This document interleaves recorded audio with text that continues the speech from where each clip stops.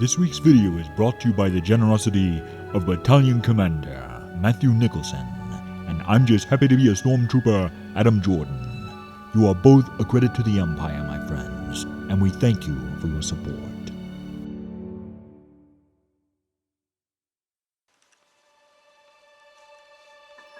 There's something about a hand-painted movie poster that captures a sense of wonder and adventure that modern movie posters just can't replicate.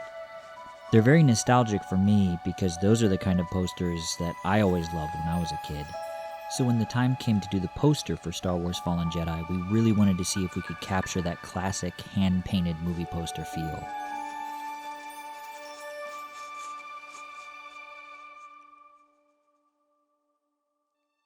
The paintings of world-renowned artist Drew Struzan served as the main influence for not only the style, but also the techniques used in creating the poster for Star Wars Fallen Jedi, so that even in the artwork, the film would be firmly grounded in the feel of classic Star Wars. Once the basic composition of the image was decided upon, hours and hours of painstaking work went into rendering each character for the poster by hand.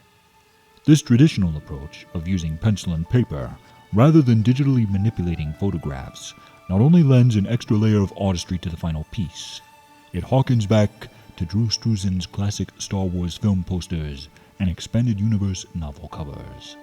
But trying to replicate the handcrafted look of classic film posters is no easy task.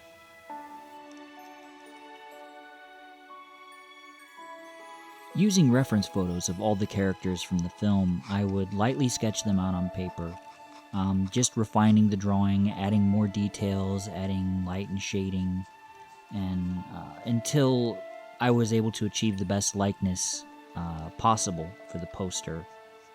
And for characters like Palpatine and Vader, since they have so many black areas on their costumes, I just used a Sharpie to fill in those darker values so I wasn't stuck scratching around with a pencil for hours on end.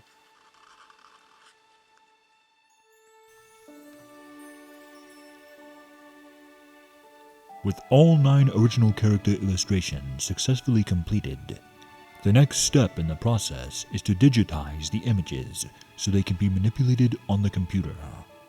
Each separate work of art will now be combined into one cohesive composition and hand-painted for the final poster. While Drew Struzan airbrushes over his pencil work on a canvas to achieve his signature look, writer-director David Overholt utilizes a digital canvas in an effort to emulate this iconic art style.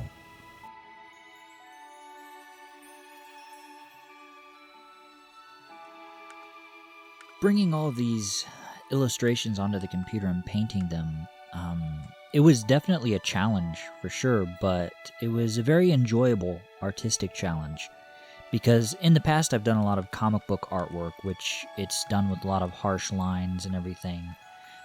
But here, doing pencil portraits on paper and then bringing them onto the computer and adding all of the different color and everything, it was a nice change of pace for me artistically. And just the mixed media approach of drawing on paper and then augmenting it digitally to add the color, it was very enjoyable, even though it was challenging at times.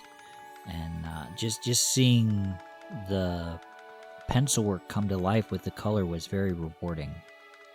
I just want to show you a couple of the layers here that we used. Here we have the base layer of color that all the characters are painted over. In a lot of Drew Struzan's work, especially his Star Wars books, he would do these little sparkly effects with his paint. So I wanted to capture that so it would have that classic 90s expanded universe novel cover kind of feel. And overall, I'm really happy with how this poster turned out. And here we see the official poster for Star Wars Fallen Jedi. This image will be made available in our community tab here on YouTube, also on Facebook and on Twitter, if you wish to download it so you can print off a poster for your very own. And now the announcement you have all been waiting for. Mark your calendar, because Star Wars Fallen Jedi will have a special one-night premiere at the New Orleans Square Theater in Broken Arrow, Oklahoma at 6 p.m. on December 23rd. For more information, check out our Facebook page. Everyone else will be able to see the film right here on YouTube, December 31st. So subscribe to Vader Reviews so you don't miss our fan film that has been 3 years in the making.